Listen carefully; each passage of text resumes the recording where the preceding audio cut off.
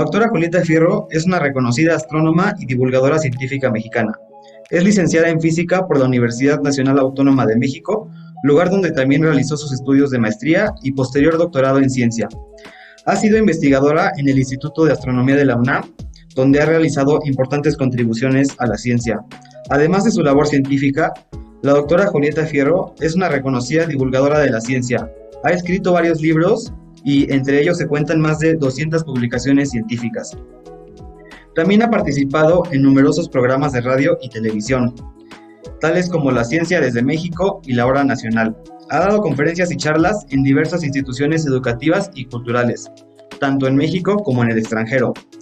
Por su labor de divulgación científica, la doctora Fierro ha recibido varios reconocimientos y premios, tales como el Premio Nacional de Divulgación de la Ciencia Alejandro Álvarez en 1995 y la medalla Miguel Alemán Valdés. También la medalla Omicron Delta Kappa. Además, forma parte de diversas sociedades científicas, tales como la Sociedad Mexicana de Física, la Academia de la Lengua, la Unión Astronómica Internacional, y ha ocupado diversos cargos en la UNAM, como en la dirección del Instituto de Astronomía de 2007 a 2015. Hace un par de días ingresó a la prestigiosa Academia Americana de Artes y Ciencias. Actualmente es investigadora del Sistema Nacional de Investigadores y ha coordinado también el Programa Universitario de Estudios sobre la Diversidad Cultural y la Interculturalidad en la UNAM. Así que, doctora, le damos la bienvenida. Le agradecemos mucho que nos haya tomado esta entrevista. Me encantó tu semblanza porque La no sé de admiramos. dónde la tomaste. Su currículum es muy grande, en verdad la No, pero admiramos yo creo que muchísimo. quien lo hizo agregó una serie de virtudes que yo no tengo, pero bueno, muchas gracias. De No, todas gracias a maneras, usted. gracias a usted. Entonces, Y bueno, bueno, antes de entrar en los temas en cuestión de esta entrevista, que son ciencia, educación y tecnología en México, Ajá. quisiéramos preguntarle antes, ¿qué vio usted en la ciencia de pequeña como para dedicarle toda su vida a ella, toda su carrera?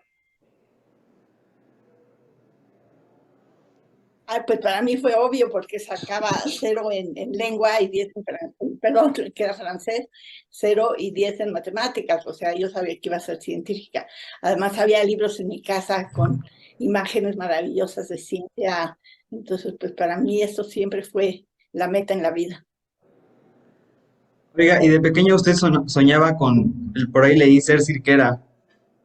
Sí, yo quería ser hada porque se me hacía que había mucho sufrimiento humano y lo ideal sería ser hada, tener una varita mágica y ir por la vida dando dones.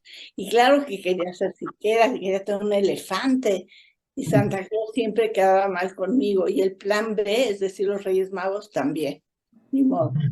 Y quería Pero, ser mamá de 12 hijos. No cumplí ninguno de mis objetivos. y bueno, en ese sentido, entonces considera usted que la educación que llevó, particularmente la que le dieron sus padres y sus profesores, fue fundamental para dedicarse a la ciencia. Sí, por supuesto. O sea, mi mamá era norteamericana, me enseñó inglés, que es la lengua franca de la ciencia. Y Ujú. eso pues me ha dado muchas facilidades. Y mi papá pues, me mandó a un colegio francés, lo cual siempre sirve pues tener otra visión del mundo. Y él era un hombre sumamente culto y siempre hablaba de cosas interesantes, había libros en la casa. Así es que sí, el hogar es fundamental para la educación de los niños. Y bueno, generalmente en este país, en México, existe como esta idea de que las ciencias no son para todos o no todos las pueden aprender. Todo este estereotipo de las ciencias no son lo mío. ¿Cómo cree que usted, o bueno, cree que se podría combatir esto de manera más adecuada, integrar más a los mexicanos a la ciencia? Ah, bueno, habría que modificar totalmente los planes y programas de estudio para que la ciencia no sea memorística.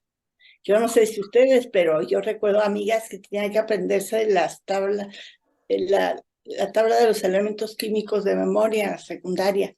Y verdaderamente eso sirve para nada, sirve para atormentar a los pobres alumnos. Eh, Así es que yo creo que primero habría que enseñarles ciencia a los futuros docentes en las escuelas normales, pero no la ciencia esta pasada de moda, sino la ciencia actual, pero que gozaran de la ciencia. Después habría que cambiar todos los planes de estudio, no habría que ser nada memorístico, cero. Para eso hay calculadoras. Luego aprenderse la tabla de multiplicar del 17, que verdaderamente, o la del 13 o el 11, que yo no sé cuántas veces la han usado en su vida. Y deberían enseñar ciencias que hacen sentido.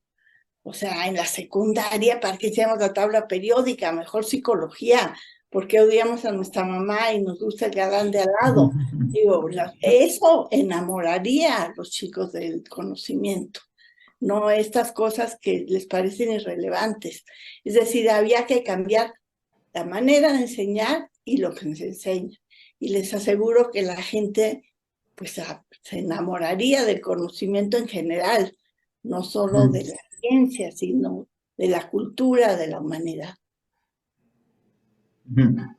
Y por ejemplo, doctora, desde un área más de hacia los jóvenes, no tanto en la escuela, sino a los adolescentes que pues, viven sus vidas, ¿cómo podrían acercarse a la ciencia? Pues ahora hay miles de maneras porque hay tantos materiales interesantes en línea que pueden acercarse como quieran. Ahora la UNESCO acaba de crear un instituto de educación de por vida y justamente de lo que trata es de que primero todos aprendamos a aprender, que sepamos que somos capaces de aprender.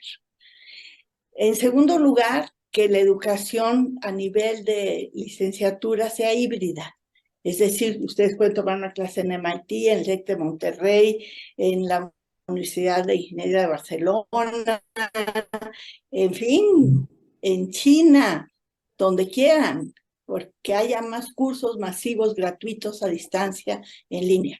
Esa es la idea. Y después que todos aprendamos a actualizarnos, porque ustedes más que nadie se van a tener que actualizar toda la vida y a reinventarse, porque los trabajos del mañana no van a tener nada que ver con lo que están aprendiendo ahora. Van a tener que reinventarse como personas. Si yo me tengo que reinventar, imagínense ustedes. Y finalmente, pues de lo que quiere la UNESCO y este Instituto de Educación de por Vida, es que todos tengamos acceso a la cultura universal en nuestro idioma, de acuerdo a nuestra cultura. Y bueno, hacia eso tendemos y por eso a nivel de ustedes, la idea es que ustedes aprendan a formar sus carreras para ustedes, porque ahora lo que rifa son las multidisciplinas, los grupos de diferentes lugares del mundo. Entonces la idea es que si no les gusta la clase de matemáticas que están tomando en su curso, pues que la puedan tomar en la Universidad de Arizona, o la de París, o la que quieran, o la del TEC, o la UNAM. Es decir, que cada quien adapte a los diferentes maestros que hay su manera de aprender y que construyan sus licenciaturas y maestrías de acuerdo a lo que ustedes quieren hacer en la vida. Y que Sería aprendan a más hacerlo. un enfoque más hacia la multidisciplinariedad, ¿no? Por supuesto, que es lo del mañana. Bueno, lo del ya. Lo de hoy. Y bueno, queremos hacerle una pregunta en torno, bueno, es un tema que nos concierne mucho en México, pero también en otras partes del mundo.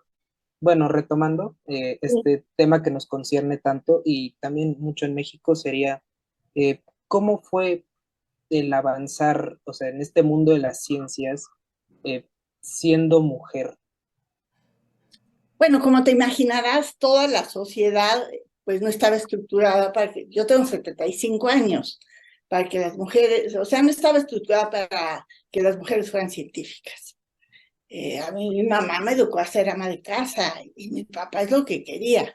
Yo me tuve que escapar de mi casa para estudiar, pero me tocó una época gloriosa. Había pastillas anticonceptivas. Finalmente pudimos decidir cuántos hijos íbamos a tener y cuándo. Fue el movimiento estudiantil del 68, era una revolución y todo el mundo hizo suya esa revolución de acuerdo a lo que pensaba que era Era la época del comunismo, se pensaba que sí iba a funcionar, que todos íbamos a tener derecho a un trabajo, a una bueno, una casa digna, a educación de calidad, a servicios básicos de salud, en fin. Esa utopía falló, pero era el ambiente de mi época, era la época de los hippies, el amor y la paz. Entonces, bueno, pues fue este gran movimiento internacional. Ahora, siempre la familia era la que me decía, no puedes, eres tontita. Mis ex-suegros, pues ya se imaginarán atacados que por qué quería yo estudiar eso. En las fiestas uno no le podía decir a los muchachos que estudiaba física. Preguntaban, educación física. O ya no dejan de bailar contigo, ¿no? Entonces, pues uno le cambiaba el tema al galán. No, y Pero bueno, definitivamente, pues le tocó romper, como dicen, el techo de cristal, ¿no? sí, sí, sí, más ahora, imagínate, Y con más estos ahora. galardones, los que mencionaste que no eran míos y los que sí son míos y otros muchos. Bueno, y ahora entonces le preguntaría, definitivamente entonces la ciencia es para todos. Como te imaginas para todos esos, como esos noticieros, ¿no? Todas las noticias, no, eso no se puede. Pero sí sería bueno que todo el mundo tuviera una cultura general de muchas cosas. A todos nos conviene tener una cultura general de contabilidad o de administración o de leyes, aunque no nos fascine aquello. Y es bueno tener una cultura general en idiomas, en historia, en fin, tener una cultura general, literatura, etc. Eso es la aspiración, pero que a todo mundo le tenga que fascinar la ciencia, pues es imposible. Como a mí, por ejemplo, el derecho me parece que es más bien una bola de injusticias y de leyes que faltan, pero bueno, sé que es bueno saber un poquito al respecto. Y a Sí, muchas no personas. solo atraer la ciencia a los demás, sino el conocimiento en general, ¿no? Sí, sí, Para sí, la todos. cultura general. Y saber un poquito de ciencia no estaría mal. Ahora, por ejemplo, que están tratando de hacer que llueva en México poniendo semillas, pues es un error porque las nubes no son suficientemente densas para hacer llover. Y lo que hoy salió en la revista Nature criticando a los mexicanos y cómo es posible si lo que tenemos son desiertos donde podría haber paneles solares, energía limpia, desalar el agua de mar, podríamos exportar energía, exportar agua, que va a ser el gran bien del futuro, tener invernaderos y ser grandes cultivadores, traer industrias. Entonces, o sea, no volteamos a la ciencia y por eso sería bueno que sus gobernantes tuvieran un poquito de conocimiento científico y que se acercaran a pedir opinión a los científicos. En eso y en muchas otras cosas, abatir la pobreza, por ejemplo. ¿Creen que es suficiente dar dinero? Bueno que hay dinero de subsistencia, pero hay que poner escuelas buenas para los niños, tiene que haber un sistema básico de salud, un sistema básico de agua potable, por ejemplo. Si los papás no tienen trabajo, pues enseñarles a montar una microempresa, enseñarles a administrarla, darles seguimiento, en fin. Y esos estudios los han hecho los científicos comparando sistemas de cómo abatir la pobreza en el mundo, pero como que muchos tomadores de decisiones no se acercan a la ciencia. Y en mi opinión es porque desde chiquitos la odiaron. Se notó mucho en la pandemia. Algunos funcionarios no podían leer la gráfica de cómo subían los casos de COVID y yo decía, bueno, ¿qué maestro de matemáticas tuvieron que no pueden leer una gráfica donde si sube la línea es porque aumentan los casos? O sea, sí, entonces es una pena. Por ejemplo, a colación me viene ahorita a la mente, ¿qué piensa de lo que ha pasado recientemente con el CONACYT? Que se va a Horroroso. reestructurar. Horroroso. Imagínate, en la mesa directiva están los militares y no estamos los científicos. Y nos pueden consultar si quieren, pero no tenemos ni voz ni voto. No, no, terrible. Toda la ciencia centrificada, al revés, la ciencia tiene que ser libre.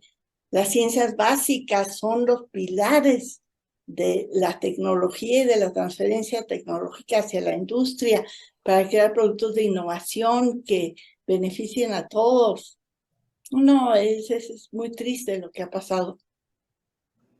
Y ahora que menciona lo de la tecnología, que también quisiéramos hacer la pregunta de, tomando en cuenta los pasos agigantados que ha dado la tecnología, que da cada día, ¿a qué tan protagónico puede ser el papel de la tecnología en la educación? ¿Qué tanto le podemos delegar a la tecnología que eduque a las nuevas generaciones o que Pues ayude? hay que aprovechar todos los recursos posibles. Y si, pues como decía, esto de tomar cursos masivos gratuitos a distancia, pues es gracias a estas nuevas tecnologías. O sea, a mí me encantaría que desde la primaria los niños les enseñaran a hacer programas de computación para que cuando ya lleguen a la prepa utilicen las computadoras cuánticas y estén en la vanguardia. Eso es lo que a mí me fascinaría. Pero no, eso no, porque no hay electricidad en las escuelas, ni hay ventanas, ni llegan los libros, y a los maestros les cobran derecho de piso, entonces no se puede. Y para mí es una desgracia. Yo le invertiría a la salud, a la educación básica y a los servicios básicos de ya. Sí, mi visión es diferente. Y por supuesto vincularía a la ciencia y a la industria. Vengan industriales, instales en México, favorezcan el intercambio con los científicos, platiquen, escuchen sus problemas, colaboren. Sí, sí, desde luego que muy cierto. Y en ese sentido, bueno, también preguntarle, pues nuestro país tiene muchos problemas, como decía, y hace falta que definitivamente llegue la ciencia a la gente, pero digamos que preguntarle qué ha aportado a México, porque pues casi casi que nada más escuchamos cosas malas de nuestro país todos los días, ¿no? Pero ¿qué es lo que México ha aportado en términos de ciencia y tecnología al mundo? Hay pues muchísimas cosas. Bueno, yo lo que conozco son los astrónomos.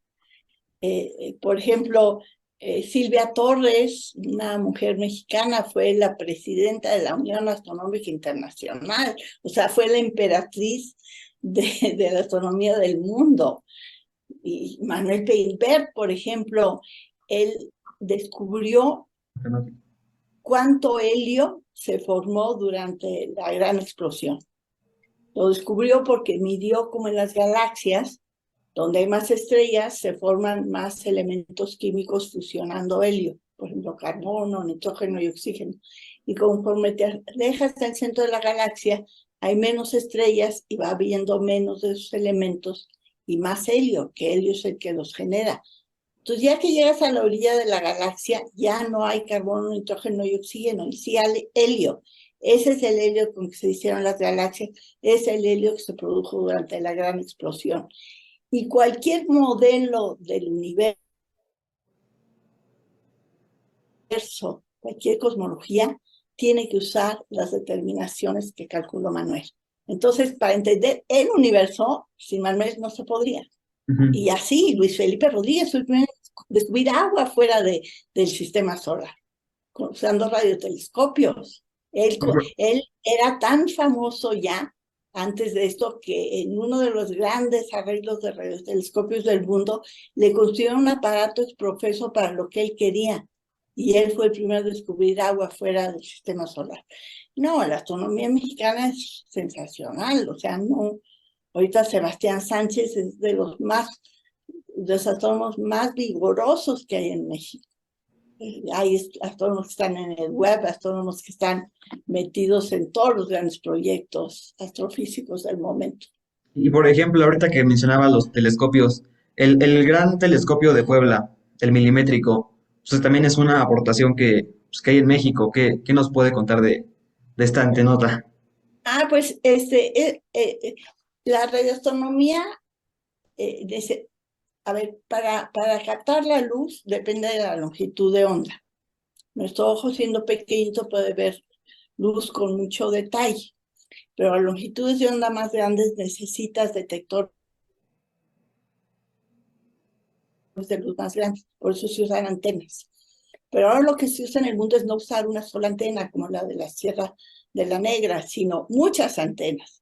usar las que están en Arizona, en México, en Hawái, en Chile, y al mismo tiempo observar con todas. Es como tener un telescopio del tamaño de la Tierra. Y esta antena ha trabajado con antenas de todo el mundo y por eso se pudo tomar esta primera imagen del disco que rodea un hoyo negro del centro de nuestra galaxia y de otras galaxias. Es decir, se trabaja en equipo. Ahí en la Sierra de la Negra también hay todo de rayos gamma o de rayos cósmicos. Cuando llegan partículas muy aceleradas del espacio a la Tierra, interactúan con la atmósfera y producen una lluvia de partículas que cubre a todo el continente. Entonces hay detectores de rayos gamma o de rayos cósmicos en un montón de países y esto permite estudiar las partículas más energéticas que nos llegan del universo. Es decir, la astronomía es por definición multinacional. Porque somos poquitos, entonces nos conocemos, vamos a los congresos. Es la ventaja de ser una comunidad pequeña y pues con apoyo de grandes naciones. Y ahora estas Y cosas bueno, que están haciendo.